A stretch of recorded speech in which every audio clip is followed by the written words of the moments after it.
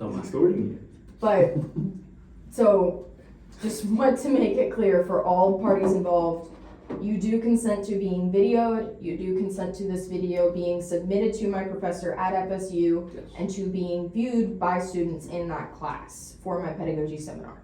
Yes. As long as I get like an advertising block. Okay, Sure. Matthew, I don't really care, really. I got free cookies. I need a yes or a no. Yes. Yes, While he's doing that, did any of you have any other questions regarding cell reproduction in general, since both of those are just cell reproduction cycles? I remember you just saying the Meridian, or the guy you was talking about. You starts with him. Mendel? Yeah. Gregor Mendel? Mm-hmm. Is that gonna be on the test? Yes, I have. most likely. What is that again? So Gregor Mendel was the guy that you always hear about with the pea plants. So basically, he was one of the foremost discoverers, so to speak, of genetics by breeding different colors and heights of pea plants.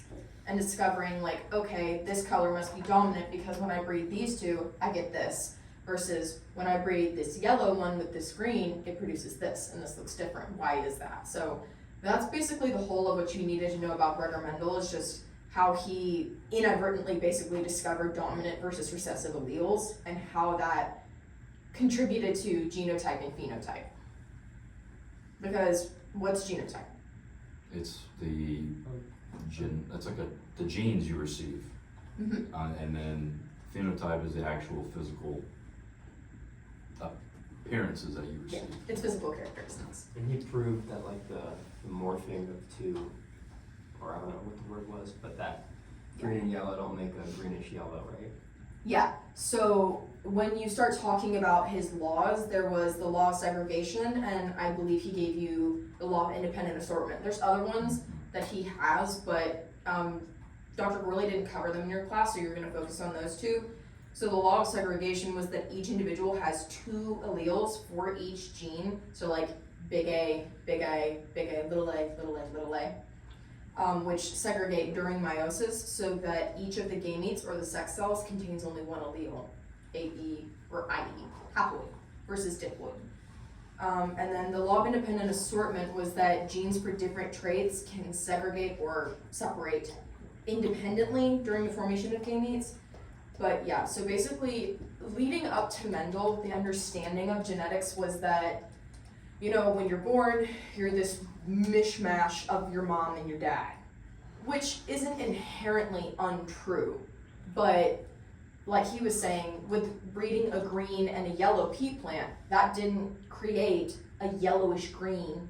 It created whatever that dominant gene was. So if the green was the dominant, it produced a dominant offspring, two heterozygous offspring, or a recessive offspring. So it wasn't just, okay, here's two things, you blend them together and that's just what it is. It showed there was like actually like two different options, and you could become one of the two. Basically. Okay, cool. Or three, technically. Oh, okay. Because you have the strictly dominant, Mhm. heterozygous, and then, okay, so Yeah. dominant homozygous, recessive homozygous, and then heterozygous. So speaking of that, today during the lactose assignment, Yeah. when it was saying what is the genotype of this parent, how did I figured out it was big A, little a? Mm-hmm. Kind of guessed, got lucky. How do we know that just from looking? I have it pulled up if you need it, Yeah. but just from looking at the pedigree You diagrams, draw whatever pedigree he's about to pull up. Yeah. like how So do we which know? parents are you referencing? Or I like think which maybe- specific individuals in the generation? I'll go to the questions because I had them in the Is questions. this for the tolerance people? Mm-hmm. I think that the tolerance, the whites, could be It was- big A, little a, or big A, big A. Because But how was do that when y'all were doing How do you know which this it one is? where it was like two, Well, or no, that's if two all of their moms. family members after Hey. That's two moms. You never We need a bed. Wow. if all their family members after them are all tolerant and they're Most both all the tolerant, way. then there's a high likelihood that it's just all big A. Was that when y'all were talking about this one? Where it was two tolerant individuals having an intolerant child? But you- Which is two little A's, right? would be. I think he wants to know how to tell which Yeah, parent so, has like- big A or Could big A be- little A. So like we Yeah, know yeah, from yeah. that being shaded in that has to be recessive because that means that child is intolerant. But Okay. this was, I think, the same question that Addison was basically asking, where when you do your Punnett square, you could do big A, little a, little a, little a, or you could do, that's a really bad square, sorry y'all. You could do two heterozygous individuals. That's what I did. And you would get a dominant homozygous, Mhm. you would get two heterozygous individuals, Mhm.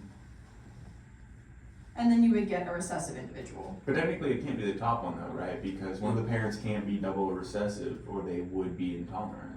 Yeah, they would be, the So- double A No. would be. That's what I'm trying to get at, because I put big A, little a, which is what again? Well, That's heterozygous. I put Because hetero means heterozygous. different. I put Homo means heterozygous for all of them because my thought process was you have a lot of them who aren't intolerant. So you have a lot of them who are tolerant, and then out of nowhere, Yeah. you have some intolerance. So I just put the heterozygous for all my Punnett squares because I couldn't think of any other. Like just looking at the pedigree diagram. Well, you could do it where one Well, of the see, parents is. Here's what I wanted you to catch. If one of these parents was this, mm, what should one of these look like? It would be shaded or half shaded, possibly. Exactly. So So if we're theoretically saying that both individuals, mom and dad, were heterozygous, then I should have done that. Thank you for pointing that out, Jake.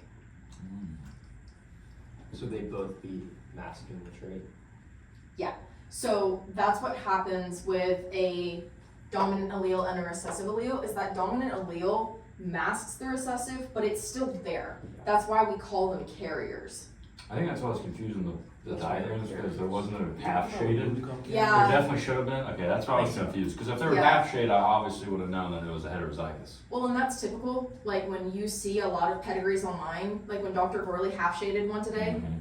I've never seen that. Oh. That's why I didn't do that at first when I just drew it, because typically if you're thinking an individual is heterozygous, you just leave it as it is. Mhm. I've never seen it necessarily be half shaded, but for the sake of understanding, it does make more sense because you can see like, okay, they have half of that dominant allele, half of that recessive allele, Mhm. which led to a whole recessive allele in homozygous recessive trait in the child. But they don't both need to be.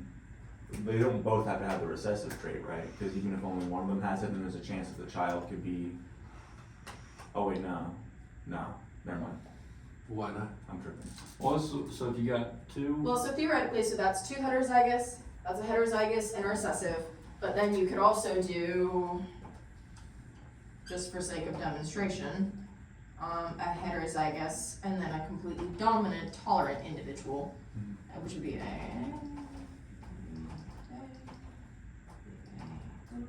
Oh no, yeah, okay. So you would still have a 50% chance of being. Oh, but you couldn't be. they would have a chance of being a rec- carrier. Yeah, but you couldn't be. So it wouldn't maybe necessarily the be a recessive chance gene of unless them. both of them are carriers. I get you. Exactly. But with two heterozygous parents, you have a 25% chance of being intolerant, Yeah. and that person got unlucky by 25%. Exactly.